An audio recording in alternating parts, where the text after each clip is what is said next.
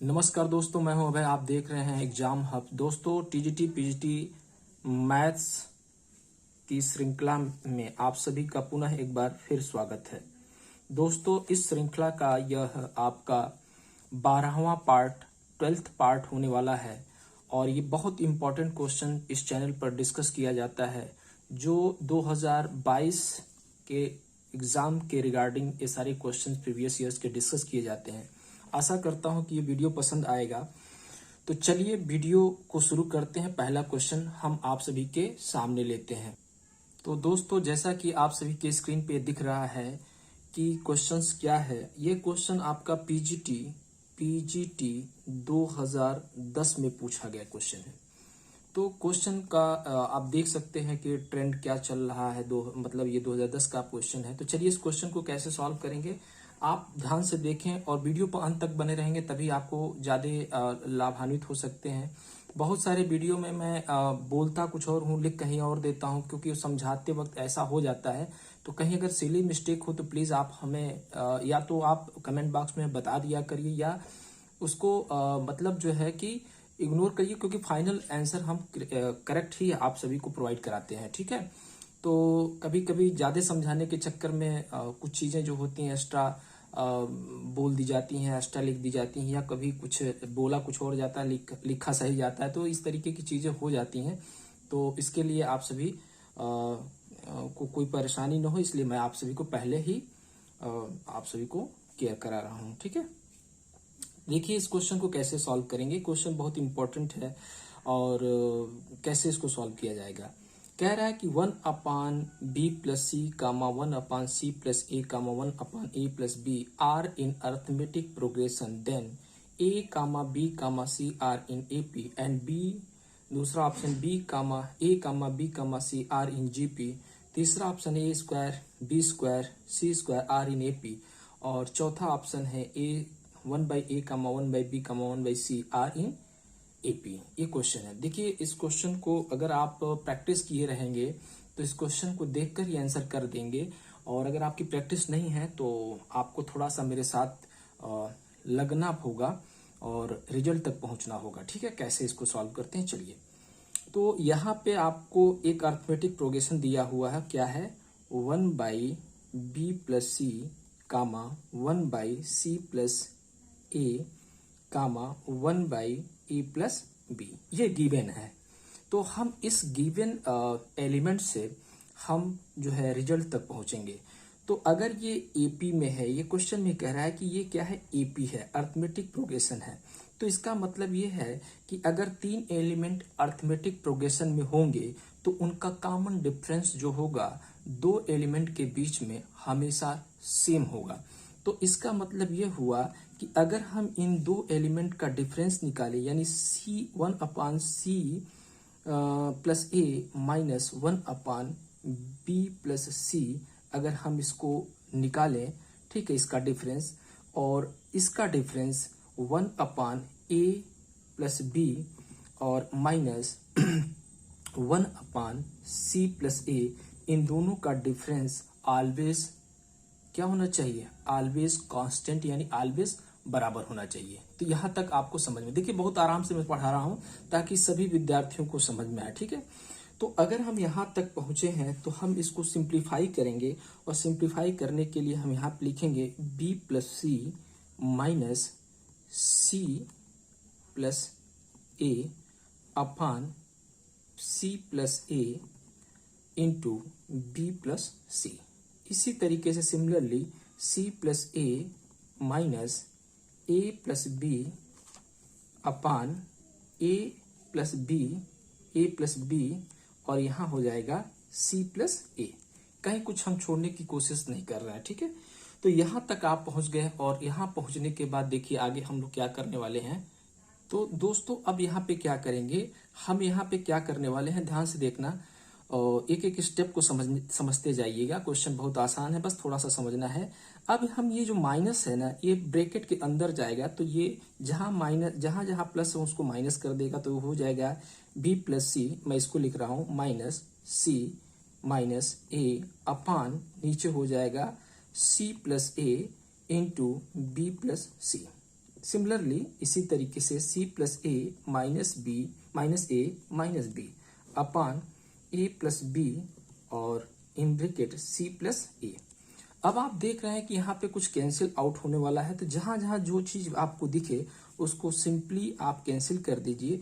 तो यहाँ कुछ रिजल्ट आपको ऊपर दिखेगा, वो क्या दिखेगा, यहाँ दिखेगा बी माइनस ए ऊपर दिखेगा और नीचे आप देख सकते हैं c plus A into B plus C. As it is आप यहाँ पे भी लिख सकते हैं c माइनस बी और नीचे a प्लस बी और इंटू सी प्लस ए, है ना।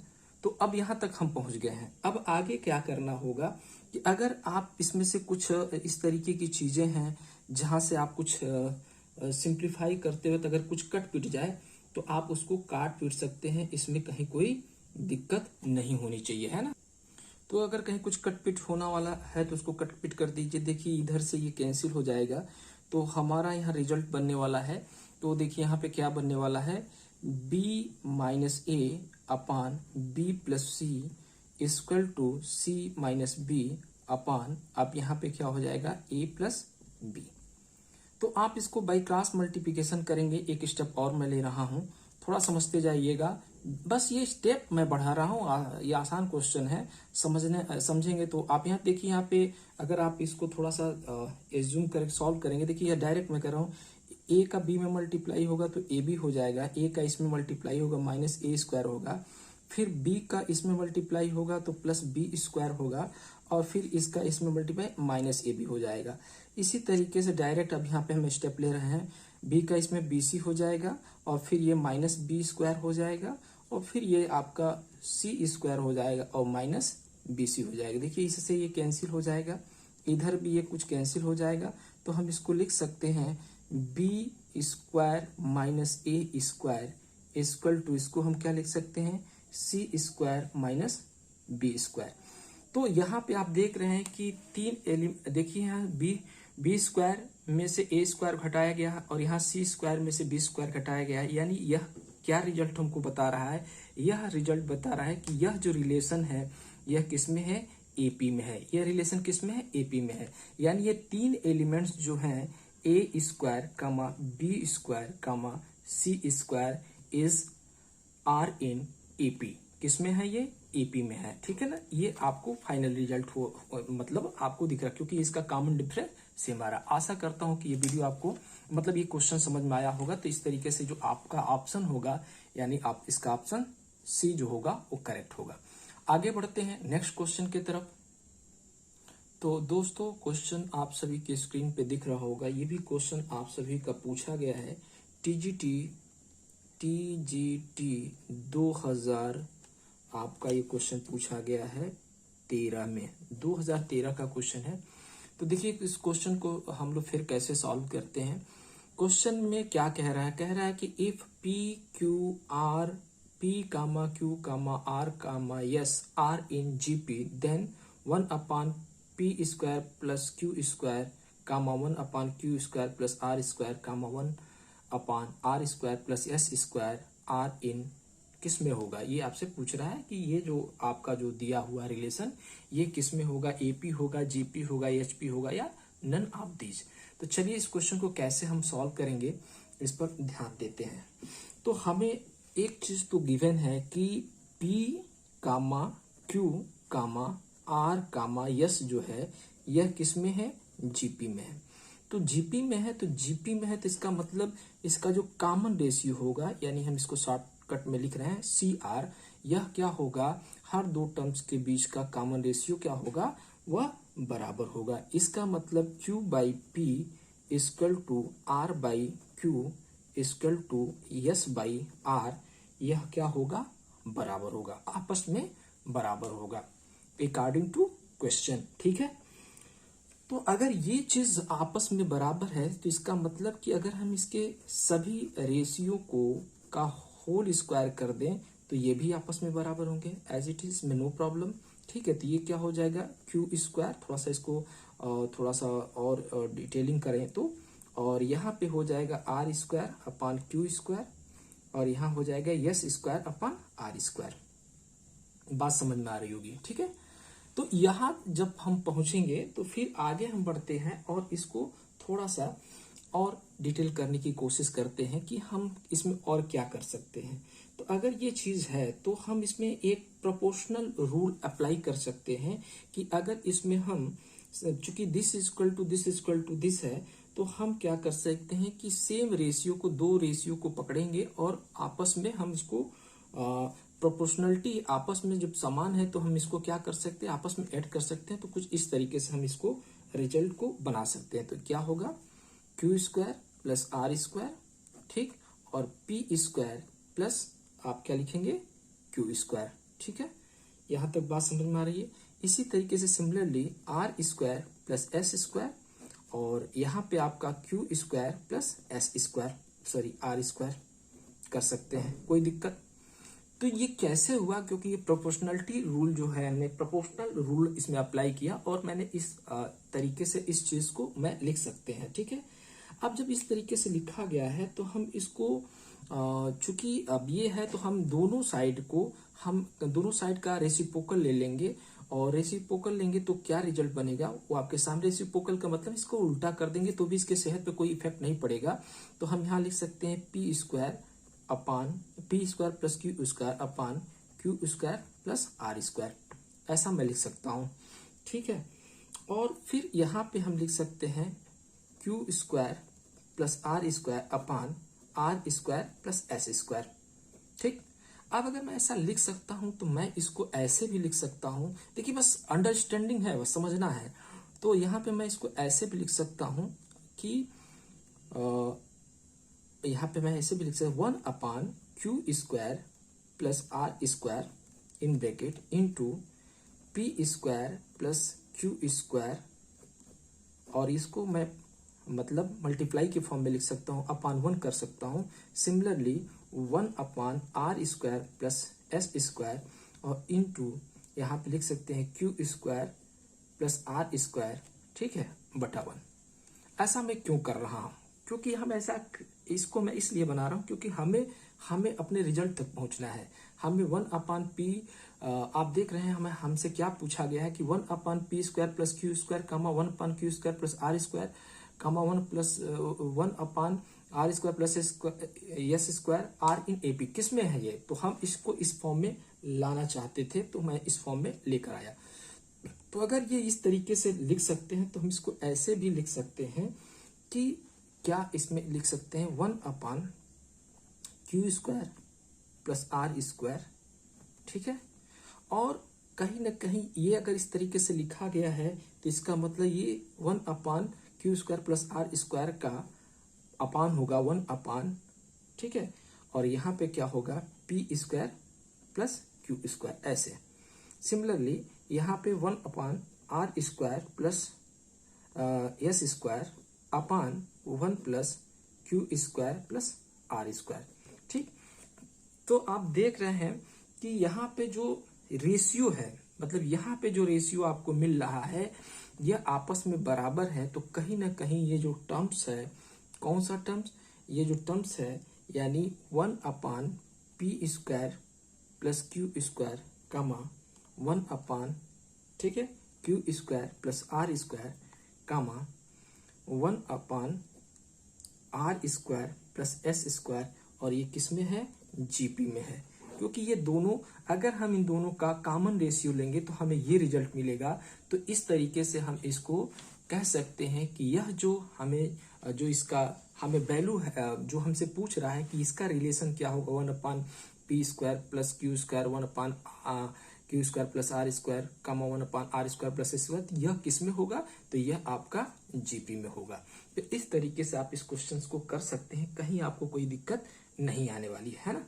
तो कहीं ना कहीं आप इस क्वेश्चन को जब थोड़ी सी प्रैक्टिस कर लेंगे तो ये क्वेश्चन आप आसानी से कर सकते हैं। इतना करने की जरूरत नहीं थी जितना हम आपको यहाँ पे समझाए हैं, ठीक है। आगे बढ़ते हैं नेक्स्ट क्वेश्चन की तरफ।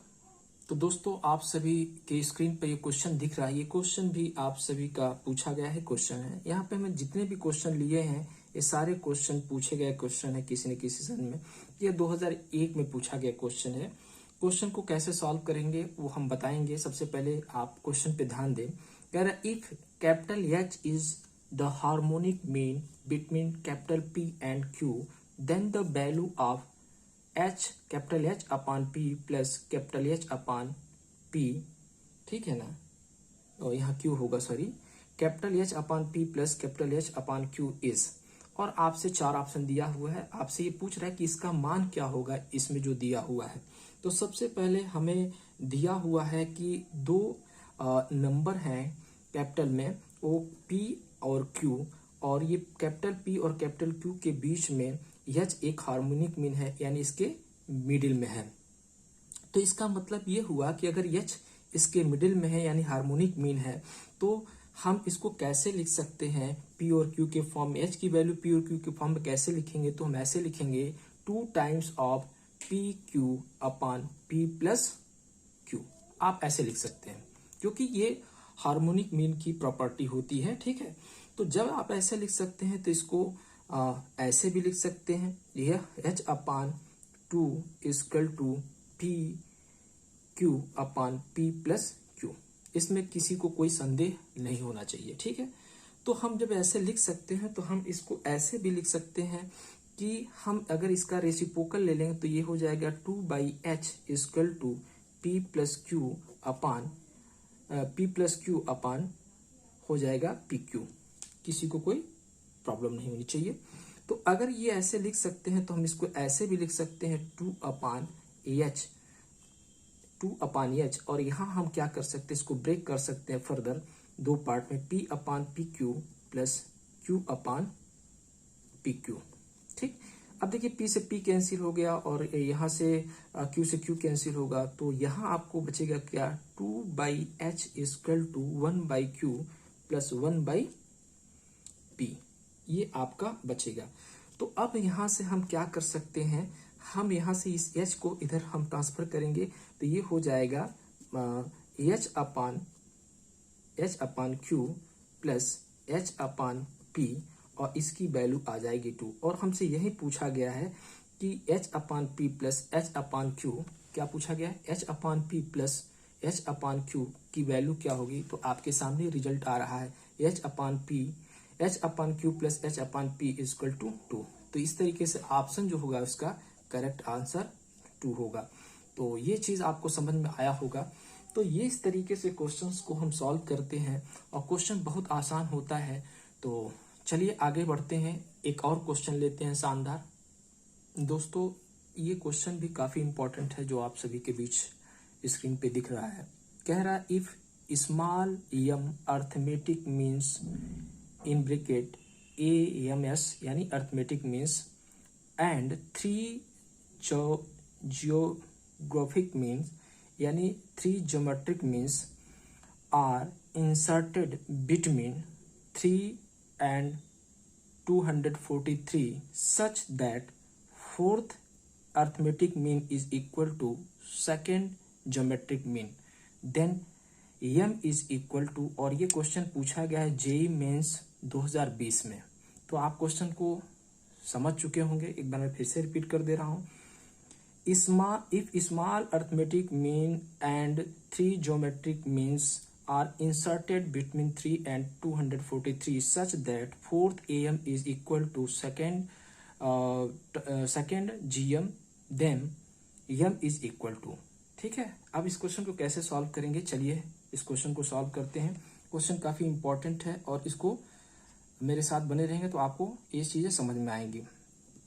कह रहा है कि एक दिया हुआ है नंबर 3 and 243, ठीक है। तो इसमें कह रहा है कि एक स्मॉल अर्थमेटिक मीन है जो इन 2 नंबरों के बीच में इंसर्ट किया गया है। तो ये कुछ इस तरीके से है कि A1, A2, A3, ठीक है, A4, AM। आप थोड़ा सा समझिएगा, अंडरस्टैंडिंग आप मतलब इसको थोड़ा समझने की कोशिश करिएगा, ठीक है। तो ये आपका पहला कंडीशन दिया है कि कोई अर्थमेटिक मीन है जो 2 नंबर 3 and 43 के बीच में इंसर्ट किया। दूसरा कंडीशन ये कह रहा है कि यही 2 नंबर है 3 and 243 और इसके बीच में थ्री ज्योमेट्रिक मीन, यानी आपको ज्योमेट्रिक मीन जो है इंसर्ट किया गया है। तो आपको पता है कि ज्योमेट्रिक मीन इंसर्ट किया गया है, तो इसमें हम इसको कैसे लिखेंगे ये समझना महत्वपूर्ण है। तो दोस्तों इसको हम आसानी से लिख सकते हैं, क्योंकि थ्री ज्योमेट्रिक मीन पूछा गया है। तो आप यहाँ पे पहला जो मतलब ये 3 के बाद जो वैल्यू आएगी 9 आएगी, फिर 27 आएगा और फिर 81 आएगा। तो इस तरीके से आप इसको लिख सकते हैं। अगर कहीं नहीं समझ में आएगा तो कमेंट बॉक्स में आप जरूर हमें बताइएगा, हम आपको फिर से रिपीट कर देंगे। एक ऐसा सेशन बनाएंगे उसमें हम रिपीट कर देंगे। तो यहाँ तक हम पहुंच गए, पहला कंडीशन, दूसरा कंडीशन। अब आगे हम क्या करना चाहते हैं, आगे का कंडीशन कह रहा है कि such that fourth AM is equal to second GM, यानी जो यह फर्स्ट कंडीशन दिया है उसका फोर्थ जो टर्म्स होगा, यानी फोर्थ अर्थमेटिक मीन होगा, वो इसके सेकेंड अर्थमेटिक मीन के बराबर होगा। ठीक है ना। तो सबसे पहले तो हम इस अर्थमेटिक मीन कैसे निकालेंगे, सबसे पहले तो हम इसका क्या करेंगे, इसका हम कॉमन डिफरेंस निकालेंगे, क्योंकि यह जो बन रहा है सीरीज, यह किस में बन रहा है, तो यह अर्थमेटिक प्रोग्रेशन बन रहा है। तो अर्थमेटिक प्रोग्रेशन बन रहा है, तो इसका जो कॉमन डिफरेंस हम कैसे निकालते हैं, इसका जो फार्मूला होता है यह होता है कि first last terms minus first terms. तो यहाँ पे लास्ट टर्म्स क्या होगा, 243 माइनस 3 अपान आपका क्या हो जाएगा, n प्लस 1। तो यहाँ पे क्या हो जाएगा, यम, चूंकि यम दिया हो और एक उसमें ऐड कर देंगे तो यम प्लस 1। ठीक है ना। तो ये इसको सॉल्व करेंगे तो ये हो जाएगा 240 और अपान यम प्लस 1। ठीक है ना। तो अब यहाँ से हमें कह रहा है कि ये तो हमने कॉमन डिफरेंस निकाला। अब कॉमन डिफरेंस निकाला तो फोर्थ टर्म्स AM हम निकाल सकते हैं, यानी चौथा टर्म्स निकाल सकते हैं। तो इसको हम लिखेंगे A4 इक्वल टू, हम क्या लिखेंगे, 3 + 4D, है ना। और ये किसके बराबर होगा, इसके सेकेंड टर्म्स के, मतलब ये कह रहा है ना कि सेकेंड टर्म्स GP, यानी सेकेंड टर्म्स क्या है, GP ये अंदर वाला है ना, इसके अंदर। तो ये आपका सेकेंड टर्म होगा 27, तो ये 27 के बराबर हो गया। तो हम इसमें वैल्यू बस फिट करेंगे, किसकी वैल्यू फिट करेंगे, D की। तो ये हो जाएगा 3 और ये हो जाएगा आपका 240 प्लस M प्लस 1, और यहाँ आपका हो जाएगा, इसको अगर इधर लेकर जाएंगे यानी 27 ही लिख देंगे, और इससे इसको मतलब माइनस करेंगे। देखिएगा माइनस कर रहे हैं, मैं 3 को इधर मैं माइनस कर रहा हूँ और थोड़ा और सिंप्लीफाई कर रहा हूँ। तो ये हो जाएगा 240 M प्लस 1, क्योंकि अगर मैं काट दूंगा तो आपको लगेगा एक कट कैसे गया। तो ये हम काटने का मतलब यहाँ पे मैं सब्ट्रैक्शन करना चाहता हूँ। तो ये हो जाएगा 24। ठीक है ना। इस 3 को इसमें से 27 में से घटाया 24। अब इससे ये कितने टाइम्स हुआ, 10 टाइम्स। तो जब आप इसको सिंप्लीफाई करेंगे तो यम की जो वैल्यू आएगी वह आपकी कितनी आ जाएगी, तो आपकी वैल्यू आ जाएगी 39। तो ये आपका 39 क्या हो जाएगा, करेक्ट आंसर हो जाएगा। तो ये JEE मेंस 2020 में पूछा गया क्वेश्चन है। क्वेश्चन देखने में थोड़ा भड़काऊ लग रहा था, ऐसे ही क्वेश्चन रिपीट किए जाते हैं आगामी बहुत सारे जितने भी एग्जाम होंगे। तो यहाँ इस चैनल पे आपको मैथ्स से रिलेटेड कोई भी मैथ्स से रिलेटेड CSIR से लेकर नेट GRF और बाकी ये सारे TGT PGT SSC bank railway सारे क्वेश्चंस यहाँ पे कराए जाएंगे भविष्य में। और जैसे जैसे समय मिलता है मैं वीडियो आप सभी के बीच प्रोवाइड करता हूँ। और कहीं कुछ मानवीय भूल मुझसे हो सकता है मैथ्स के क्वेश्चन को सॉल्व करते वक्त, तो अगर कहीं कोई आपको ऐसा लगता है कि किसी वीडियो में आपको इस तरीके की कोई चीज़ दिख रही है तो प्लीज़ कमेंट बॉक्स में ज़रूर कमेंट करें, और लाइक सब्सक्राइब शेयर जरूर करें, ताकि आगामी आप सभी के बीच हम इसी तरीके से वीडियो अनवरत आप सभी के बीच करते जाएं। Thank you. आज के लिए बस इतना ही, धन्यवाद।